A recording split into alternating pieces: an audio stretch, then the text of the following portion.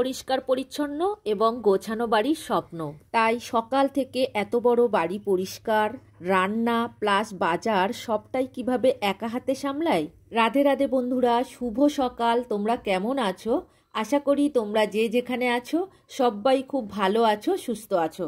আমি কুন্তি, আমার নতুন আরো একটি ব্লগে তোমাদের সবাইকে জানাই অনেক অনেক স্বাগত আর ভালোবাসা। আজকের রবিবার, সকাল এখন 5টা বাজে। এখন থেকেই তোমাদেরকে সাথে নিয়েই নতুন আরো একটি ব্লগ আমি শুরু করছি। সাথে থাকো, আশা করি আজকের ব্লগ তোমাদের খুব ভালো লাগবে। আজকের একটু সকাল সকাল উঠে পড়েছি, মানে 5টার ঠিক একটু আগেই।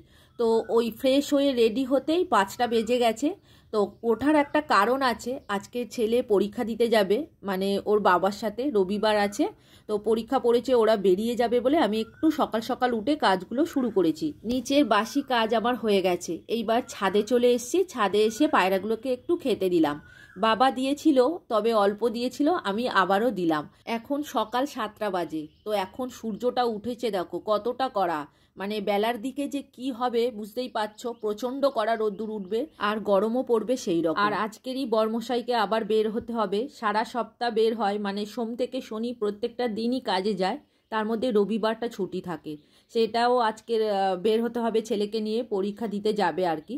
তো ওদের জন্যই আমি আজকে তাড়াতাড়ি ভাত বসিয়ে দেবো। এইবার ভাতের জোগাড় করব, বাবাকে বলবো ভাতটা বসিয়ে দিতে, কারণ ছেলেরা খাওয়া দাওয়া করেই বের হবে, তো অনেক দেরি হবে ওদের আসতে আর কি। এখন রান্নাঘরটাকে ক্লিন করে নেব, তারপরেই ভাতের জোগাড় করব। তো বাবাকে বলেছি উনুনে ডাল সিদ্ধ আলু সিদ্ধ ভাত করে দেবে, আর আমি এদিকে মাছ ভেজে নেব। বর্মশাই মাছ আনতে চলে গেছে। তো কিছুটা বাসন ছিল, সেইগুলোই আর কি মেজে নিচ্ছি। এখন বাসন মেজে নিই আর তোমাদের কিছু কমেন্টের উত্তর দিয়ে দিই। সুস্মিতা দাস মহারানা দিদিভাই কমেন্ট করেছে, মন খারাপ করো না, আস্তে আস্তে সব ঠিক হয়ে যাবে আবার। দিদিভাই তুমি ঠিকই বলেছ, আস্তে আস্তে ঠিক হয়ে যাবে, কিন্তু কি বলো তো, মন থেকে মানতে পারছি না। সামান্য ভুলের জন্য এত বড় ক্ষতি হয়ে যাবে আমি ভাবতেই পারিনি। আর যদি জানতাম তাহলে কি করতাম বলো। তো এইভাবেই আমাকে চালাতে হবে। তো ওই জন্য আমি প্রত্যেক দিন ভিডিও দেওয়ার চেষ্টা করছি, জানো তো, যাতে ওয়াচ টাইমটা একটু হলেও বাড়ে। তো দেখা যাক কি হয়, সময় লাগবে। যে একটু তাড়াতাড়ি করব ভাবলাম, সেটাই তো আর হবে না, বাধা পড়ে গেল। তো যাই হোক দিদিভাই, কমেন্ট করার জন্য তোমাকে অসংখ্য ধন্যবাদ। তুমি ভালো থেকো, সুস্থ থেকো, আর এইভাবেই সবসময় আমার পাশে থেকো। ওদিকে রান্নাঘর পরিষ্কার করা হয়ে গেছে, বাসন মাজাও হয়ে গেছে, এইবার ঘর মোছা শুরু করেছি। ভাত হয়ে গেছে, বর্মশাই মাছও এনে দিয়েছে, তবে ওরা রেডি হতে হতে আমার এদিকে ঘর মোছা হয়ে যাবে। আর আজকে রবিবার আছে, ঘর তো মুছতেই হবে, তাছাড়া আজকে আমার ঠাকুর পুজোও দিতে হবে, কেননা বর্মশাই তো বাড়িতে থাকবে না। ও সকালবেলায় উঠে এদিকে ফ্রেশ হয়ে বাজারে গিয়েছিল, এইবার স্নানে চলে গিয়েছে। এসেই স্নান করে খাওয়া দাওয়া সেরেই ও বেরিয়ে পড়বে ছেলেকে নিয়ে। ওরা খাওয়া দাওয়া করবে বলেই আমি তাড়াহুড়ো করে রান্নাঘরটা আর এই খাওয়ার ঘরটাকে মুছে নিচ্ছি আগে, তবে পরে ঘর মুছবো। আজকের কিন্তু প্রত্যেকটা ঘর মুছবো। এই খাওয়ার ঘরটা প্রত্যেক দিন পরিষ্কার করি, কিন্তু বেডরুমগুলো প্রত্যেক দিন করতে পারি না, তবে আজকের সবটাই করব, কেননা একটু পরিষ্কার পরিচ্ছন্ন রাখতে আমি ভালোবাসি। আজকের ভোরবেলা উঠেছি, রবিবার আছে, হাতে একটু সময়ও পেয়েছি, তো আজকের সমস্ত ঘর কিন্তু মুছে ফেলবো। আর তাতে কি হবে, ঘরটা পরিষ্কার লাগবে, ফ্রেশ লাগবে নিজেকে। দেখো নিজে যাই পারে থাকি না কেন, নোংরা হয়ে থাকলেও ঘরটাকে যদি একটু সুন্দর করে পরিষ্কার গুছিয়ে রাখি না, মনটা ফ্রেশ লাগে। আর আজকে তেমন কিছু রান্না করব না, একটা মাছের ঝাল করব, মানে ওরা বেলাতে তো আসবে, তো ওদের খেতে ইচ্ছা করবে না ঝোল করলে, ওই জন্য আমি আজকে ঝাল বানাবো। তো মাছ ভেজে নিয়েছি 4 পিস মাছ, ওরা খেয়ে গেছে, আবার আমরাও খাবো, মানে আমি আর বাবা খাবো। আর যা মাছ আছে কাঁচা রেখে দিয়েছি, একটু পরেই রান্না করব। এবার আরও একটা কমেন্টের উত্তর দিয়ে দিই। কবিতার কথা থেকে দিদিভাই লিখেছে, দিদিভাই খুব খারাপ লাগলো তোমার চ্যানেলের কথা জেনে, জানি ঠিক হয়ে যাবে। আজকে তোমার পুজো করা দেখে মন ভরে গেল। জয় বাবা ভোলানাথ। থ্যাংক ইউ দিদিভাই কমেন্ট করার জন্য। তো দিদিভাই তোমরা একটুখানি পাশে থেকো, ভালোবাসা দিও, তাহলে আমার চ্যানেলটা একদিন ঠিক ফ্রেশ হয়ে যাবে। কমেন্ট করার জন্য তোমাকে অসংখ্য ধন্যবাদ গো। তুমি ভালো থেকো, সুস্থ থেকো। বরমশাই আর ছেলের খাওয়া দাওয়া হয়ে গেছে, ওরা বেরিয়ে পড়েছে। এবার আমি টেবিলটাকে পরিষ্কার করে নিচ্ছি, বাবাকে খেতে দেবো আর আমিও খেয়ে নেব। তো দেখো এদিকে মাছও ভেজে নিয়েছি কিছুটা, তো আজকের অনেকটাই মাছ এনেছে, তার মধ্যে কিছুটা ভেজে নিয়েছি, ওরা দুজন খেয়ে গেছে। এবার আমরা খাবো, মানে আমি আর বাবা আর কি। ওই যে আলু সিদ্ধ দিয়েছিলাম আর ডাল সিদ্ধ আর মাছ ভাজা দিয়ে ভাত খেয়ে নেবো। আর ওদের আসতে একটু দেরি হবে, কেননা ওদের 4টের সময় ছুটি হবে, তো তারপরে আস্তে আস্তে ওই 5টা মতো বেজে যাবে। ওই কারণেই ওরা ভাত খেয়ে গেছে আর একটুখানি যাই হোক বাইরে থেকে কিনে নিয়ে দুপুরবেলায় টিফিন করে নেবে। আমরা এদিকে ভাত খেয়ে নিচ্ছি, ওই কারণে একটু বেলা করে রান্না করব, মানে পুজো সেরে এসে। সকালবেলায় অনেকটা কাজ করেছি তো খুব খিদে পেয়ে গেছে। বাবাকেও দিয়ে দিলাম, এটা দেখো বাবার প্লেট, বাবাকে দিয়ে দিয়েছি, এইবার আমারটাও নিয়ে নিচ্ছি। সকালবেলায় এরকম সিদ্ধ ভাত খেতে আমাদের বেশ ভালো লাগে, মানে বাড়িতে সবাই পছন্দ করে। তো অন্যান্য টিফিনের থেকে সিদ্ধ ভাত দিলে ব্যাস আর কিছুই চায় না, তার সাথে একটা ডিম ভাজা বা মাছ ভাজা দিলে তো ভালোই হয়। তো যাই হোক, সিদ্ধ বলতে একেবারে ওই মাছ ডিম না দিলে কিন্তু খাবে না, একটুখানি মাছ বা ডিম ভাজা বা ডিম সিদ্ধ এগুলো দিতে হবে।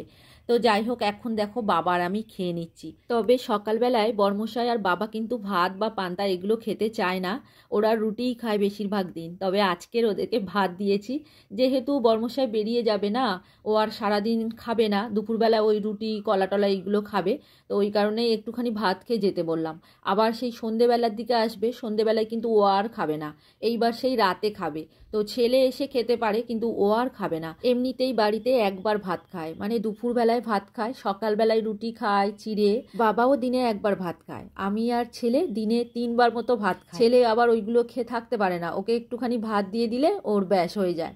যেহেতু স্কুলে যেত না, সেই অভ্যাসটা থেকে গেছে, সকালবেলায় ভাত খেয়ে স্কুলে চলে গেল। খাওয়া দাওয়ার পরে বাসন মেজে রান্নাঘর গুছিয়েছি, তো তারপরে এইবার খাটটাকে পরিষ্কার করে ঝেড়ে গুছিয়ে রাখছি। এটা সামনের গোড়ায় তো, মানে ঢুকতেই, তো ওই কারণে একটু সুন্দর করে গুছিয়ে রাখতে হয় আর কি।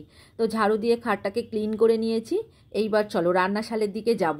একটা গতবারের ব্লগের কমেন্টের উত্তর দেব।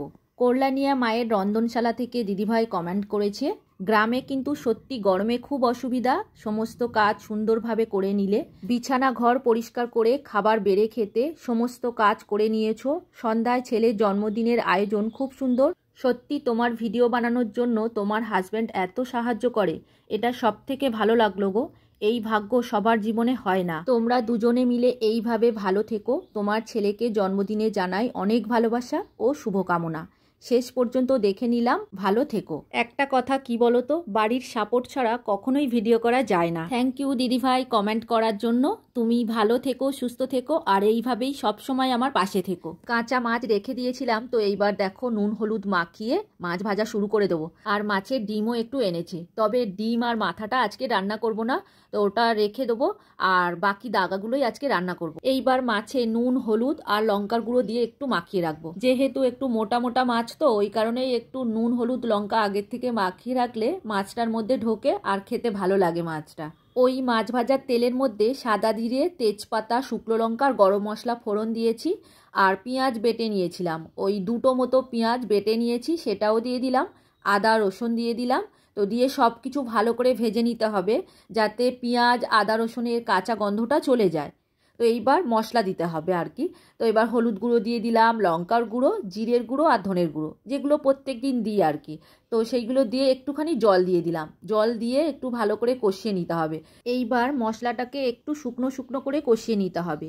তারপরে দই দেবো, দইটা আবার ফেটিয়ে রেখেছি, কেননা ঠান্ডার দই দেওয়া যাবে না, ঠান্ডা দই দিলেই তো কেটে যাবে, আর দইটাকে একটু ফেটিয়ে নিতে হবে। তো দই ফেটিয়ে নিয়েছি, এইবার দইটা দিয়ে দিলাম। তো দই দিয়েও আবার ভালো করে কষাতে হবে। এই সময় গ্যাসটা একটু আস্তে করে দিতে হবে। দই যদি ঠান্ডা থাকে আর গ্যাসটা যদি জোরে থাকে, মানে উনুনের টেম্পার যদি জোরে থাকে, তাহলে দই কেটে যাওয়ার সম্ভাবনা থাকে।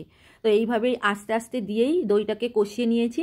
এইবার একটু জল দিয়ে দিলাম, দিয়ে মানে যে যতটা ঝোল খেতে পছন্দ করো সেই রকম দিয়ে দিলেই হবে। এইবার পরিমাণ মতো জল দিয়ে দেবো আর একটু চিনি দেবো, কেননা টক ঝাল আর একটুখানি চিনি না দিলে খেতে ভালো লাগবে না, ওই কারণে একটু চিনি দেবো। তো তোমরা চাইলে নাও দিতে পারো। এইবার কাঁচা লঙ্কা দিয়ে দেবো, দিয়ে একটু ঢাকা দিয়ে ফুটিয়ে নেবো। এইবার ভেজে রাখা মাছগুলো দিয়ে দেবো, দিয়ে একটু ফুটিয়ে নিয়ে একটুখানি গরম মশলা গুঁড়ো দেবো, দিয়ে আবারও একটু ফুটিয়ে নেবো, নিলেই মাছের ঝাল কমপ্লিট হয়ে যাবে। দই রুই আমার হয়ে গেল। এই রান্নাটা কিন্তু খুবই সহজ আর তাড়াতাড়ি হয়, খেতেও খুব ভালো লাগে। মানে বাড়িতে সবাই পছন্দ করে, বাচ্চা থেকে বয়স্ক সবাই খেতে কিন্তু এই রান্নাটা ভীষণ পছন্দ করে। তো চলো এইবার আরও কিছু কমেন্টের উত্তর দিয়ে দিই। কল্পকথা থেকে দিদিভাই কমেন্ট করেছে, তোমার ভিডিওটি খুব ভালো লাগলো, ভোলে বাবার অভিষেক ভীষণ ভালো লাগলো। থ্যাংক ইউ দিদিভাই কমেন্ট করার জন্য। তুমি ভালো থেকো, সুস্থ থেকো, আর এইভাবেই সবসময় আমার পাশে থেকো। এদিকে মাছের ঝাল হয়ে গেছে, এবার নামিয়ে নিয়েছি। তো দেখতে কতটা সুন্দর হয়েছে দেখো আজকে মাছের ঝালটা, মানে দেখলেই খেতে ইচ্ছা করছে। তো যাই হোক, আরও একটা কমেন্টের উত্তর দিয়ে দিই। সংসার বৃন্দাবন থেকে দিদিভাই লিখেছে, লাইক দিয়ে দেখে নিলাম, তোমার ঠাকুর পূজা খুব ভালো লাগে। ধন্যবাদ দিদিভাই কমেন্ট করার জন্য। তুমি ভালো থেকো আর এইরকম সবসময় আমার পাশে থেকো। আজকের মাছের ঝাল করেছি, কিন্তু ওদিকে ডাঁটা নিয়ে এসছে, মানে বর্মশাই মাছও এনেছে ডাঁটা এনেছে, কিন্তু ডাঁটাটা রেখে দিয়েছি। দেখো ডাঁটা এইভাবে রাখলে খুব ভালো থাকে, মানে সতনার ডাঁটা ফ্রিজে রাখলে কিন্তু নষ্ট হয়ে যায়। তবে এইভাবে বাইরে কাপড় জড়িয়ে একটু জল ছড়িয়ে যদি রাখা হয় তাহলে অনেক দিন ভালো থাকে, মানে 2-3 দিন তো ভালো এমনিতেই থাকবে। আর ডাঁটাটা যদি এমনি রেখে দেওয়া হয় তাহলে ডাঁটা শুকিয়ে যায়, আর ফ্রিজের মধ্যে রাখলে দেখবে একটা সাদা সাদা দাগ হয়ে যায়, ডাঁটার গায়ে ভেগ্নো মতো ধরে যায়। আর এইভাবে কাপড় জড়িয়ে একটু জল ছড়িয়ে রাখলে 2-3 দিন ডাঁটা ভালো থাকে। আর তাছাড়া যাদের ফ্রিজ নেই এইভাবে রাখতে পারো, ডাঁটা কিন্তু ভালো থাকবে। আমি এইভাবেই রাখি। আজকে চিকেন করা হয়নি, তার একটা কারণ আছে, আজকে অমাবস্যা আছে, ওই কারণেই আজকে মাংস রান্না করা হয়নি। তো মাছ করা হচ্ছে আর এদিকে নিম পাতাও খাওয়া হবে। জানি না অমাবস্যার দিন নিম পাতা খেতে আছে কি না, তবে আজকে রবিবার তো কিছু রান্না করার মতো নেই, একটু নিম বেগুন করব আর ওই মাছের ঝাল দিয়ে খেয়ে নেওয়া হবে। আর অনেক দিন নিম পাতা খাওয়া হয়নি, আর গাছটাতে কচি কচি নিম পাতা গজিয়েছিল, তো বাবা নিয়ে এসছে, আমি ওই ভাজা করছি, নিম বেগুন করছি। তো যাই হোক, এদিকে দেখো সন্ধে হয়ে গেছে, মাঝখানে আর ভিডিও শ্যুট করা হয়নি। বর্মশাই চলে এসছে, মানে ছেলেকে নিয়ে পরীক্ষা দিয়ে, তো এসেই আবার একটুখানি রেস্ট নিয়ে আবার বাজারে গিয়েছিলাম দুজনে।